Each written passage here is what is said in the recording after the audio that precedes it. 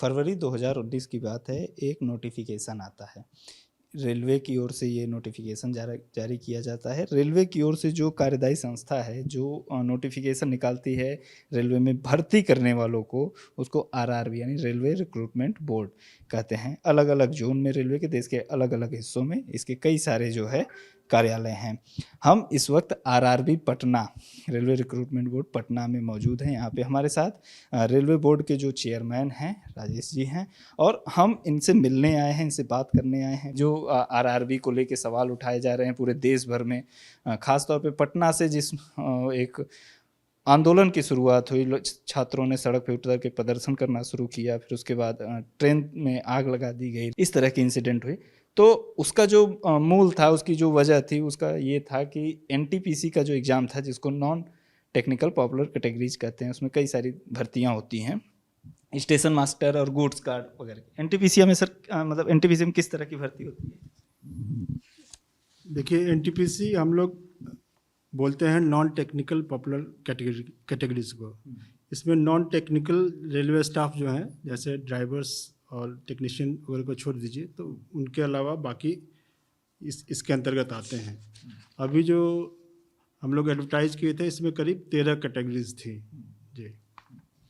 13 categories थी। इसके लिए 35,207 पद थे इसमें, और इसके लिए 1,26,00,000 लोगों ने अप्लाई किया। दिसंबर 2020 में ये परीक्षा शुरू हुई, और फिर जो है ये हुई जुलाई 2021 तक, जुलाई 2021 तक ये परीक्षा हुई। फिर उसके बाद 14 जनवरी को जो है 2022 को इसका रिजल्ट आया। 14-15 जनवरी, अलग अलग जोन के हिसाब से अलग अलग रिजल्ट आए।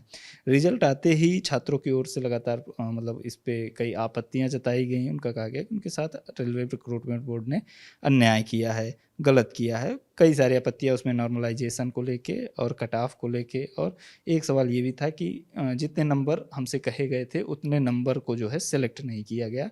20 गुना का वादा किए थे और कम सेलेक्ट किए। तो ये सारी आपत्तियां उठाई गई। फिर उसके बाद 23 जनवरी की रात को ये पटना की सड़कों पे छात्र उतर जाते हैं सोशल मीडिया से, और फिर जो है वहाँ पे ट्रेन वगैरह रोकी जाती है। अगले दिन फिर से जो है इसी तरीके से पुलिस पे पथराव होता है, और पुलिस की ओर से भी मतलब लाठीचार्ज किया जाता है। इसके बाद जो है पूरे देश भर में इसको लेके प्रदर्शन होता है।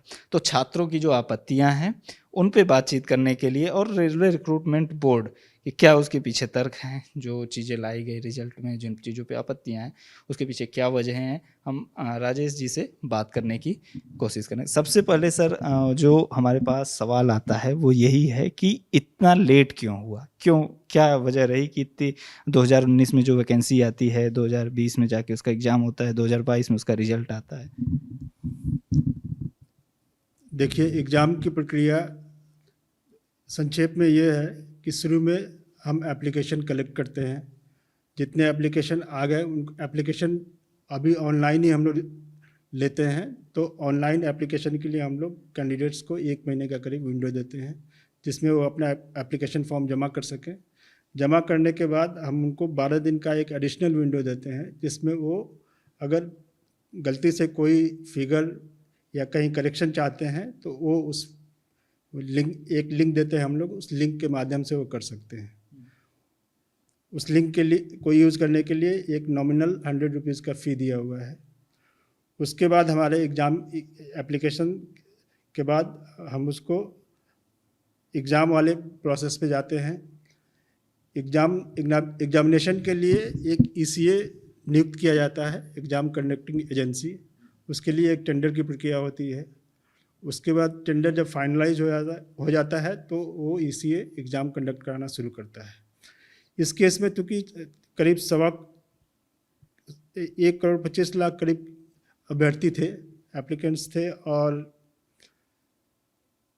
इसमें हमारी अभी हमको कंप्यूटर बेस्ड एग्ज़ाम लेना है, तो हमारी कैपेसिटी करीब एक दिन में 1 लाख से कम ही है एग्ज़ाम कराने की, और सेंटर्स के अवेलेबिलिटी के हिसाब से हम लोग एग्ज़ाम कराना फिर स्टार्ट करते हैं। उस दौरान इस बीच में 2020 में मार्च में एक नेशनल वाइड लॉकडाउन भी हो गया था, करीब 56 दिन का। और उसके बाद इस एग्जामिनेशन का नोडल एजेंसी आरआरबी चेन्नई थे, चेन्नई में और ज़्यादा ही लॉकडाउन कंडीशन था, प्रिवेल कर रहा था काफ़ी ज़्यादा, अभी भी कर रहा है। बहुत सारे स्टेट में भी उस समय हम लोग को फ्री मूवमेंट के लिए अलाउ नहीं किया हुआ था। तो हम लोग सारे स्टेट से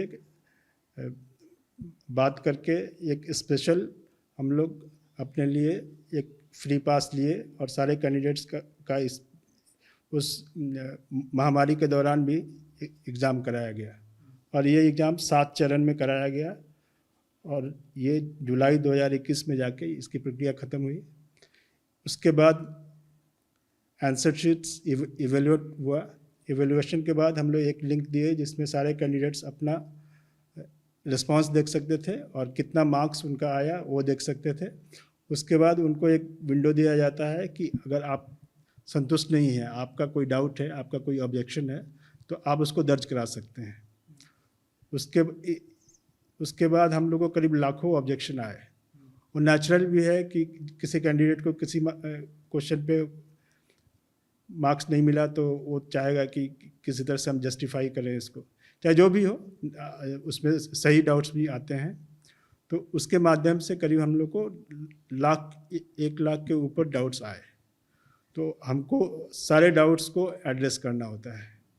हम सारे डाउट्स को एड्रेस किए, फिर उसके बाद जो रीजनेबल डाउट्स हुए वहाँ पे जहाँ करेक्शन ज़रूरी था करेक्शन करके हम लोग फिर से एक बार मार्कशीट को फिर दोबारा बनाए। उसके बाद हम लोग रिजल्ट पब्लिश किए। इतनी प्रक्रिया की गई है जी। तो ये रिजल्ट का हो गया सर कि रिजल्ट मतलब आने तक परीक्षा प्रोसेस इतना लंबा होने की वजह से आप बता रहे हैं कि कोरोना और एक इतनी बड़ी लार्ज संख्या में जो आवेदन आए थे इसकी वजह से जो है थोड़ा सा अतिरिक्त समय लगा। हाँ, इसमें एक और फैक्टर था कि जब लॉकडाउन ख़त्म हुआ उसके बाद से जितनी एग्जामिनिंग अथॉरिटीज़ हैं, एनटीए हुई जो जेई का एग्ज़ाम कराती है और बाकी बैंकिंग वाले हुए, एसएससी वाले हुए, सब एग्ज़ाम कराने उसी पीरियड में सबको एग्ज़ाम कराना था। तो हमको सेंटर्स भी जब चाहे हम कंटिन्यूअस अगर चाहते सेंटर तो हमको नहीं मिल पा रहा था। उस पीरियड में सबका ही एग्ज़ाम होना था। तो उसमें भी हम लोग को जब हम लोग डिमांड किए उसमें हमको वेट करना पड़ता था बेसिकली कब सेंटर मेरे लिए खाली होगा। तो संसाधनों की उपलब्धता भी एक वजह थी इसमें। जी ठीक है। तो रिजल्ट आया 14-15 जनवरी को जो है रिजल्ट आ जाता है। फिर उसके बाद रिजल्ट पे आपत्तियां आनी शुरू होती हैं, तो हम एक एक करके उस पर बात करते हैं। सबसे पहले बात जो है छात्रों की ओर से ये कहा गया कि नोटिफिकेशन में आरआरबी की ओर से ये कहा गया कि 20 गुना कैंडिडेट्स को जो है हम बुलाएंगे, और लेकिन उन्होंने बुला लिया 20 गुना रोल नंबर्स को, यानी कि एक ही रोल नंबर वाले कैंडिडेट को 4-4, 5-5 बार बुला लिया और उसको उसी तरीके से काउंट कर लिया। इस पे तो काफ़ी बात हो चुकी है, अभी तक पब्लिक डोमेन में सारी इन्फॉर्मेशन आ गए हैं, फिर भी मैं बताना चाहूँगा। देखिए हमारा जो मैनुअल है जहाँ से हम अपना इंस्ट्रक्शन डिराइव करते हैं वो बोलता है कि आपको सेकंड सीबीटी के बाद 10 गुना कैंडिडेट बुलाना है कम से कम। इस केस में हमको मालूम था, हम 5 एग्ज़ाम एक साथ ले रहे थे 5 लेवल के लिए, तो इसमें जो अगर मेरिट से एक से ज़्यादा लेवल के लिए भी क्वालिफाई करता है तो उसको हम डिबार्ड नहीं कर सकते हैं।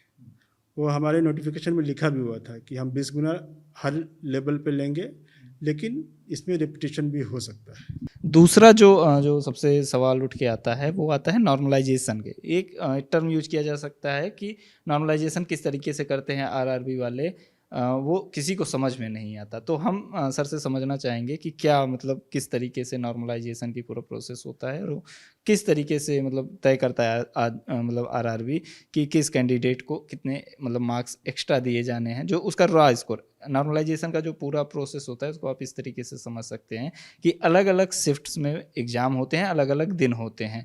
तो सारे जो कैंडिडेट्स हैं जो उस एग्ज़ाम में पार्टिसिपेट कर रहे हैं, किसी को हो सकता है कि कठिन किसी दिन पेपर बन जाए और किसी दिन जो हो सकता है कि वो बहुत इजी पेपर बन जाए। तो सारे जो कैंडिडेट्स हैं उनको एक लेवल मेंटेन करने के लिए नॉर्मलाइजेशन का प्रोसेस अपनाया जाता है ताकि जो है सबको समान अवसर मिल सके। जी, तो सर ये क्यों ऐसा होता है? कहा जाता है कि नॉर्मलाइजेशन का प्रोसेस जो है किसी को समझ में नहीं आता। कोई कहता है कि किसी का 1 नंबर बढ़ गया, किसी का वही साथ में एग्जाम दिया 11 नंबर बढ़ गया, ऐसा क्यों होता है? देखिए, नॉर्मलाइजेशन जैसा आप सही बताए कि ये करना पड़ता है जब एक से ज़्यादा पाली में एग्ज़ाम होता है, और ये नॉर्मलाइजेशन हर उस एग्ज़ाम में किया जाता है जहाँ एक से ज़्यादा शिफ्ट्स होते हैं। हमारे यहाँ भी होता है, एसएससी में भी होता है, जेई में भी होता है। जहाँ भी एक से ज़्यादा शिफ्ट इन्वॉल्व है या वहाँ पे ये करना बाइंडिंग है। इसलिए करना पड़ता है क्योंकि देखिए 132 शिफ्ट में अगर हम एग्ज़ाम ले रहे हैं, हर शिफ्ट में क्वेश्चन का पैटर्न, जैसे शुरू से एग्ज़ाम शुरू हुआ, क्वेश्चन का पैटर्न लोग गेस करने लगते हैं। और किसी शिफ्ट में मान लीजिए मार्क्स काफ़ी ज़्यादा किसी कैंडिडेट्स को आ गए, पूरे शिफ्ट में एक एवरेज मार्क्स भी बढ़ गया। किसी शिफ्ट में मान लीजिए थोड़ा सा डिफ़िकल्टी लेवल ज़्यादा है, उसमें थोड़ा मार्क्स कम आ गया। तो अगर हम नॉर्मलाइजेशन नहीं करेंगे तो ऐसा हो सकता है कि कुछ ही शिफ्ट से काफ़ी बच्चे पास कर जाएं, बाकी शिफ्ट के बच्चे वंचित हो जाएं। नॉर्मलाइजेशन करने से हर शिफ्ट से करीब करीब प्रो डाटा लड़के चयनित हो जाते हैं। जी, प्रोसेस बता रहे थे आप हमको कुछ कागज पे जो है कैमरा ऑन करने वाले, तो हम चाहते हैं कि एक बार आप फिर से जो है इसको हमको समझा दीजिए। देखिए फार्मूला को तो ऐसे समझाना थोड़ा मुश्किल होगा। आप फार्मूला जानना चाहते हैं? हाँ, मतलब ये जो आपने बनाया है नॉर्मलाइजेशन का पूरा। अच्छा, देखिए नॉर्मलाइजेशन का ये स्टैंडर्ड फार्मूला है, हर जगह यूज होता है। इसमें दो फैक्टर्स हैं, दो टर्म्स हैं बेसिकली। एक टर्म में मैथमेटिकली हम बोले तो पूरे पॉपुलेशन का, यानी पूरे कैंडिडेट्स का के 0.1% कैंडिडेट वो कितना मार्क्स लाए हैं उसका एवरेज लेते हैं, और उस सारे शिफ्ट में एवरेज मार्क्स कितना हुआ और उनका स्टैंडर्ड डिवीजन कितना हुआ, उसका हम लोग एक एवरेज लेते हैं। अच्छा, ये A1 और A2 जी, दोनों को, हाँ, दोनों का डिफरेंस लेते हैं। इसी तरह ये न्यूमरेटर में रहता है, डिनोमिनेटर में हम लोग उस शिफ्ट का सेम चीज़ लेते हैं, यानी 0.1% स्टूडेंट्स का एवरेज और पूरे शिफ्ट का एवरेज लेते हैं, दोनों का डिफरेंस लेते हैं। उसके बाद इससे एक फैक्टर हमें मिल जाता है। इस फैक्टर को हम मल्टीप्लाई करते हैं कैंडिडेट के रॉ स्कोर और उसके एवरेज से वो कितना ज़्यादा ऊपर है, यानी रॉ स्कोर और एवरेज के डिफरेंस से, और इसको हम ऐड कर देते हैं। उसके बाद जो पूरे शिफ्ट में जितना एग्ज़ाम हुआ उसका जितने हर शिफ्ट में एवरेज आए उसके मैक्सिमम एवरेज से, B3 से, यानी ये हर कैंडिडेट के लिए B3 बराबर है। वो पूरे शिफ्ट में जिस शिफ्ट में एग्ज़ाम में सबसे ज़्यादा मार्क्स आया उसको हम लोग बेस मान लेते हैं, और उसमें हम लोग ये नॉर्मलाइजेशन फॉर्मूला जो सेकंड वाला टर्म है वो लगाते हैं। तो इसमें आप देखिएगा तो बेसिकली ऊपर वाला न्यूमरेटर है सबके लिए कांस्टेंट है, ये सबके लिए कांस्टेंट है, ये वाला है ये उस शिफ्ट के कैंडिडेट के लिए कांस्टेंट है, और ये केवल कैंडिडेट का रॉ स्कोर है जिसको हम लोग नॉर्मलाइज कर रहे हैं। तो नॉर्मलाइजेशन से बेसिकली हुआ यही कि हर शिफ्ट से कैंडिडेट मोटा मोटी प्रो डाटा बेसिस पे आ गए। और इसमें देखिए ये इक्वेशन जो दिख रहा है इसके 4 इम्प्लीकेशन हो सकते हैं। किसी शिफ्ट में सबका बढ़ सकता है, किसी शिफ्ट में आधे का बढ़ेगा, आधे का घटेगा। तो वो एक्चुअल डेटाबेस देखने के बाद ही पता चल सकता है, उसको प्रिडिक्ट नहीं कर सकते हैं। और उसका कोई एक मतलब सीधा पैटर्न नहीं, हाँ, एक पैटर्न नहीं हो सकता। हाँ, पैटर्न के लिए ये हम बता सकते हैं कि अगर ये फैक्टर 1 से बड़ा हो, ये फैक्टर 0 से कम हो, 0 से ज़्यादा हो, तो क्या ट्रेंड आएगा हम प्रिडिक्ट कर सकते हैं। आप डेटा से करेक्ट चेक भी कर सकते हैं कि वही पैटर्न आएगा। एक जो आपत्ति ग्रेजुएशन और 10+2 जो 10+2 के कैंडिडेट्स हैं उनकी तरफ से उठाई गई कि जो ग्रेजुएशन के लोग हैं वो उनकी सीटों पर भी वैसे भी आ ही जा रहे हैं, तो फिर अलग अलग कट ऑफ जो दोनों के लिए जारी किया गया है, जब एक ही परीक्षा ली गई है दोनों के लिए, तो एक ही कट ऑफ क्यों नहीं जारी किया गया, इसके पीछे क्या वजह? देखिए, कट ऑफ डिपेंड करता है कितने पद हैं, कितने पोस्ट हैं और कितने एस्पिरेंट्स हैं। 10+2 के लिए पोस्ट कम है, 10,000 ही करीब पोस्ट है, 10,600, और एस्पिरेंट्स ऑब्वियसली ज़्यादा हैं क्योंकि इसमें 10+2 वाले भी हैं और ग्रेजुएट वाले भी उनको हम डिबार नहीं कर सकते हैं। तो इसमें जहाँ एस्पिरेंट्स ज़्यादा होंगे और सीट्स कम होंगी वहाँ तो कट ऑफ ज़्यादा होगा ही। तो ऐसा ही हुआ है। मतलब उनके ये कहना एक कट ऑफ क्यों नहीं हो सकता, एक कट ऑफ करने में क्या दिक्कत है? कट ऑफ हम नहीं करते हैं। कट ऑफ तो उस जो वैकेंसी है उसका 20 टाइम्स अगर ले रहे हैं तो उसका वो स्टूडेंट लास्ट स्टूडेंट का मार्क्स कितना है उसी को हम कट ऑफ बोलते हैं। तो कट ऑफ रखने का तो कोई इसमें कोई प्रक्रिया रखने का तो कोई इसमें क्वेश्चन नहीं है। वो कट ऑफ एक्चुअल जो कैंडिडेट का मार्क्स होता है लास्ट मार्क्स वो। सर जैसे कट ऑफ, ये कहने का मतलब ये है कि जैसे ग्रेजुएशन के लिए और 10+2 के लिए CBT 1 के बाद एक कट ऑफ रख लेते, एक जो है उनको पास कर देते, फिर CBT 2 में सारे लोग जाते और फिर CBT 2 के बाद जो है अलग अलग वैकेंसी के लिए वो लोग उनको छांटते और फिर वो सब करते पूरा प्रोसेस। तो क्या उसमें फिर से नॉर्मलाइजेशन वगैरह होता? नहीं, मैं तो वही बता रहा हूँ कि CBT 1 में जो 10+2 लेवल के पोस्ट हैं वो उनकी संख्या कम थी, उनमें कैंडिडेट ज़्यादा थे, उनका कट ऑफ हाई गया। कट ऑफ हमने रखा नहीं। और बाकी के लेवल्स में कैंडिडेट्स की संख्या कम हुई, पोस्ट ज़्यादा है तो वहाँ कट ऑफ कम गया है। और जैसा नॉर्मलाइजेशन के बारे में आपने पूछा कि CBT 2 में नॉर्मलाइजेशन होगा कि नहीं, हम लोग CBT 2 उसी हिसाब से प्लान किए थे कि अगर जितना हमारे प्लान के अनुसार कैंडिडेट्स आते, अगर 15 गुना भी आ जाते तो 20 गुना भी कर सकते हैं। 20 गुना भी आएगा तो हम वो प्लान को ही आगे बढ़ाएंगे कि CBT 2 में किसी तरह का कोई नॉर्मलाइजेशन नहीं हो। हम ऐसे क्लब कराएंगे। अभी तो आप जानते ही होंगे एग्ज़ाम RRB वाइज होता है और कैंडिडेट्स अप्लाई भी RRB वाइज करते हैं और उनका रिजल्ट भी RRB वाइज निकलता है। तो हम ये कोशिश करेंगे कि एक RRB का एक ही शिफ्ट में एग्ज़ाम हो जाए और मुझे उम्मीद है कि हम ऐसा कर पाएंगे। और कैंडिडेट का जो उसकी बहाली होगी, जो सिलेक्शन होगा फाइनली, वो उसके एक्चुअल मेरिट्स पे होगा, न कि नॉर्मलाइज मार्क्स पे। जी जी। तो ये तो ग्रेजुएशन और उसकी बात हो गई सर। अब NTPC के बाद एक और भर्ती आई ग्रुप डी की। ग्रुप डी में ये हुआ कि अभी जो है जो उसका एग्ज़ाम होने वाला था उससे 10 दिन पहले ये नोटिफिकेशन जारी कर दिया जाता है कि इसमें जो है, पहले ये था कि एक स्टेज में परीक्षा होगा, फिर ये कह दिया जाता है कि 2 स्टेज होगा इसका परीक्षा। तो जो अभ्यर्थी 3 साल से इंतज़ार कर रहा था परीक्षा का, उसको आप अचानक से अगर इस तरीके से बताते हैं, मतलब क्या तर्क थे इसके पीछे, क्या वजह थी कि अचानक से आप एक की बजाय 2 परीक्षा करवाने के लिए? अभी जैसा NTPC के लिए मैं बताया कि CBT 2 करने के पीछे लॉजिक यही रहता है कि हम चाहते हैं कैंडिडेट्स का जो अंतिम सिलेक्शन हो वो उसके मेरिट पे हो, उसमें नॉर्मलाइजेशन का फैक्टर उसमें नहीं हो। इसीलिए हम कैंडिडेट के हित में ही ये फैसला लिया गया था। उसमें थोड़ा टाइम, एक CBT 2 का टाइम जितना है उतना तो लगता, लेकिन वो कोई बहुत ज़्यादा नहीं होता क्योंकि कैंडिडेट्स तो हम लोग फिल्टर करके स्क्रीन करके ले रहे हैं। तो हो सकता है 1-1.5 महीना एक्स्ट्रा लगता, लेकिन इसमें कैंडिडेट का सिलेक्शन उसके रॉ स्कोर पे हो जाता है।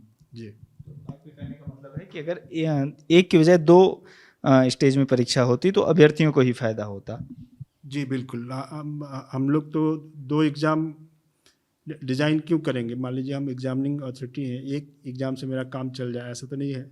2 डिज़ाइन करते हैं तो हम लोग काफ़ी सोच समझ के ही करते हैं। नोटिफिकेशन में ही बता देते थे कि 2 एग्जाम होगा। नोटिफिकेशन में बताया हुआ था कि ज़रूरत पड़ी तो हम 2 शिफ्ट का भी 2 CBT भी लेंगे, ये नोटिफिकेशन में लिखा हुआ था। और उस समय कितने कैंडिडेट अप्लाई करेंगे ये संख्या हमको करीब इसका आइडिया नहीं रहता है। इसका जैसे आइडिया आया तो उसके बाद से फिर CBT 2 इंट्रोड्यूस करने का हमने प्लान किया था। तो एक सर आखिरी सवाल है आपसे कि लगातार जब रेलवे की भर्ती की बात होती है तो लेट लतीफ़ी की बात होती है, आपने उसके पीछे कोरोना और इतनी बड़ी संख्या में आवेदन आने को भी बताया। लेकिन स्टूडेंट्स की ओर से भी ये मतलब कम से कम उनको श्योरिटी तो एक मतलब होनी चाहिए ना सर, कि जैसे अगर उनके पास कोई कैलेंडर हो कि अब नोटिफिकेशन आया है, इस महीने जो है इस एग्ज़ाम होगा, इस महीने इस भर्ती का एग्ज़ाम होगा, इस महीने इस लेवल का एग्ज़ाम होगा। तो क्यों कैलेंडर वगैरह जारी करने के बारे में RRB का क्या विचार है? देखिए, टाइम टेबल हमारे पास तो होता है, हम अपने गाइडेंस के लिए टाइम टेबल तो बनाते हैं कि कब हम क्या करेंगे, लेकिन उसको हम पब्लिक नहीं करते थे। अभी काफ़ी जगह से सुझाव आ रहा है, हम लोग कैंडिडेट्स के लिए आउटरीच कैंप भी रखे हैं, वहाँ उस कैंप में भी ये सुझाव आ रहा है कि एक वैकेंसी कैलेंडर और रिक्रूटमेंट कैलेंडर जारी किया जाए। तो इस दिशा में हम लोग ज़रूर काम करेंगे। सर, पिछले करीब 10-15 दिन में जिस तरीके से हालात बने, आरआरबी, एनटीपीसी और ग्रुप डी के जो छात्र हैं उनके बीच में कई तरह की भ्रम है और उनमें थोड़ी सी गुस्सा भी है। मैं आपके माध्यम से सारे छात्रों को ये आश्वासन देना चाहूँगा कि उनके हित को ही हम लोग सबसे ऊपर रखें और उसी हिसाब से हमारे सिस्टम को भी डिज़ाइन किया गया है। हम कहीं ऐसा नहीं चाहेंगे कि किसी के भी हित की रक्षा ना हो, लेकिन एक बार जो नियम हम बना दिए उसको फॉलो करना हमारी मजबूरी भी होती है और वही सब जगह होता भी है। मैं छात्रों से अपील करना चाहूँगा कि वो सिर्फ अपनी पढ़ाई पे ध्यान दें, अच्छे से तैयारी करें और सफल हों और इधर उधर की बातों पे ज़्यादा ध्यान न दें। अगर बहुत ज़्यादा कोई भी डाउट है तो हम अब ओपन हो गए हैं, हम एक्सेसिबल हैं सबके लिए। वो यहाँ आके अपना डाउट क्लियर कर सकते हैं या मेल के माध्यम से, या हमने एक लिंक भी सार्वजनिक किया है, उस लिंक पे भी वो अपना विचार सुझाव रख सकते हैं और किसी भी अफवाह या नेगेटिव चीज़ों पे ध्यान देने की ज़रूरत नहीं है। मैं ये अपील करना चाहूँगा। जी, धन्यवाद। तो आपने राजेश कुमार जी को सुना, आरआरबी पटना के चेयरमैन। जो छात्रों की ओर से आपत्ति आम तक आई थी, हमने उनको राजेश जी के सामने रखा, उनके जो जवाब थे हम वो आपको दिखा रहे हैं। इस पूरी बातचीत के बारे में आपकी जो कुछ भी राय हो आप हमें कमेंट बॉक्स में बता सकते हैं। कैमरे के पीछे मेरे साथी पंकज हैं, मैं पटना से गौरव। शुक्रिया।